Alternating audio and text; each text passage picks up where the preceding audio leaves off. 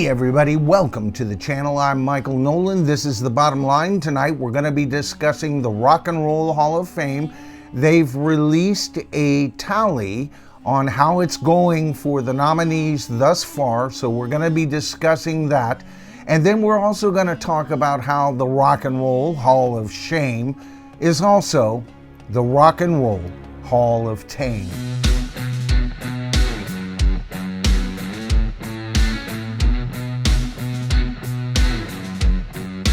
All right, so what I'm not going to do tonight is do a countdown on this list, all right? We're not going to go from last place to first place or anything like that. As a matter of fact, we're going to start off by jumping right to the top 3 vote getters, and of course that's George Michael, Cyndi Lauper, and Warren Zevon, with Iron Maiden and Soundgarden to follow. Right there's the top 5, folks. Now, anybody below this level is still vying to get to this level. In other words, to become something more than just a nominee, to become inducted into the Rock and Roll Hall of Fame. Now, if there aren't any further disruptions to this list, either by voting at the last minute or, the committee overriding some sort of decision, we will have these 5 artists as inductees. That will leave us 2 rock bands,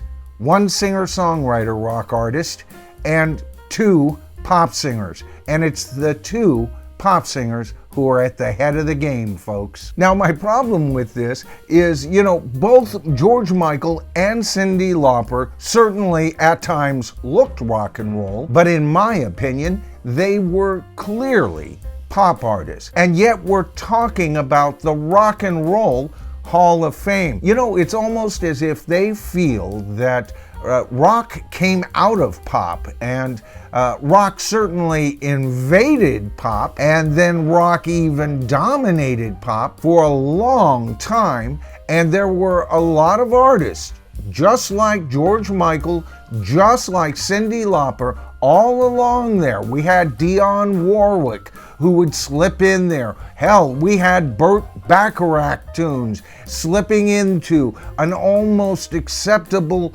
rock feel because rock fans liked those tunes as well. But that does not make Dionne Warwick a rock and roll artist any more than it makes Cyndi Lauper or George Michael rock and roll. And if you look at the numbers, Soundgarden hasn't got a total lockdown on this. Willie Nelson, can you believe that? I'm a major Willie Nelson fan. I've stated that before in case you haven't seen any of my videos. But he's not rock and roll. One of our best singer-songwriters on the planet, no doubt, but he doesn't belong on this list. With Kate Bush nipping at Willie Nelson's spot, we could see her rise into that top 5 position. Not good news for Soundgarden, but not an unacceptable list either. 2 full spots down from her though, and it's not looking good for Sheryl Crow. Can you believe that? Sheryl Crow has more rock and roll in her little toe than the top 2 people on this list any day of the year. Tucked between Kate Bush and Sheryl Crow is the schizophrenic band Joy Division New Order. Rage Against the Machine is 4 steps from the bottom. The White Stripes are 3 steps from the bottom. The Spinners are 1 spot above Rage Against the Machine. But the biggest surprise on this list is Missy Elliott. I thought she was going to be one of those shoe-ins, and she's 2nd from the bottom, just above A Tribe Called Quest. I would call this list tepid at best. What do I mean by that? Well, even the rockers on this list, I'm grateful they're there, but some of them shouldn't be on this list if I had my druthers. I'm going to go over a list that I found on the internet here. Now, I don't even agree with this list. I don't think some of these artists are really worthy of the Rock and Roll Hall of Fame.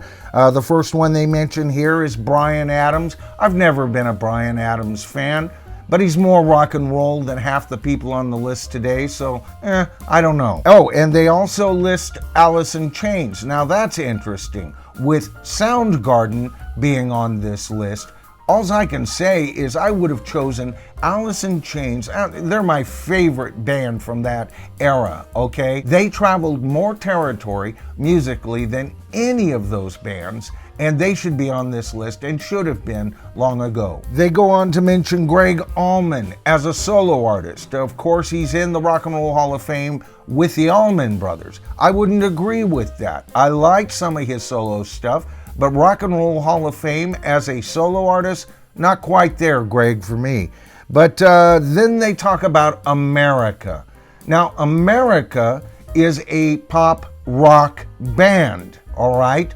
They weren't just a pop entity that was popular during the rock era. They were always seen as valid, and they should have been on this list long ago. Goes on to mention Anthrax. I'm not an Anthrax fan, but they'd be a better nomination than half the people that are on the list today. They mention Argent. They mention Asia. Some members of Asia are in the rock and roll, well, two of them are in the Rock and Roll Hall of Fame.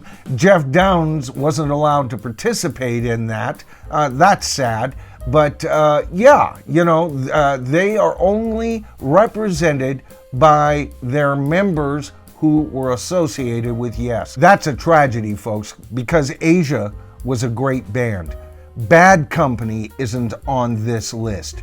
Bachman Turner Overdrive is not on this list. The B-52s and Badfinger. Badfinger was a short-lived band due to tragedy, but in that short period, they were at the top of their game, and you know, they were a kick-ass rock band, but they were also able to put out those hits, those pop-oriented hits. They should have been on this list decades ago. Blue Oyster Cult, Boston, Brownsville Station, all ignored. Canned Heat, Joe Cocker, and even Crosby, Stills, Nash, and Young.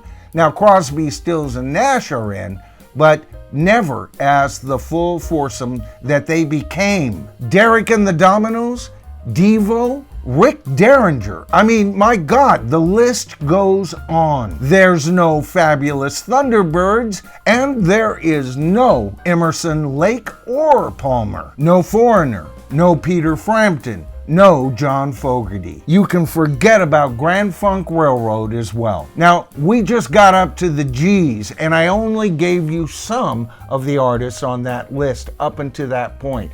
But I think my point has been made. These are clearly rock and roll giants, all of them, and they aren't being given their due. The new Rock and Roll Hall of Fame says that it's an attitude, it's a feeling in their vague description about what rock and roll is all about. Their nominating committee is full of editors from hip-hop magazines and rap magazines. The rot has set into this organization, and like any tree, sometimes you just gotta take it out by its roots. I wasn't expecting to do another video on the Rock and Roll Hall of Fame until the official list was out, but they gave the tally, and I thought, hey, you know what, this is a good time to just cover a minuscule portion of the talent that has been ignored by this evil organization. Okay, I'm centered, folks. I'm back. All right, so anyway, if you enjoyed the video tonight, please give it a thumbs up. That helps the channel. And of course, if you've not subscribed to the channel, it's easy. Just hit that subscribe to the tribe button, tap that top bell notification so that you get notified of all of my future videos, and you are there. All right. I'm Michael Noland. This is The Bottom Line, or at least as I see it. And together, folks, especially as it comes through in the comments, we are the tribe. I'll see you in my next video.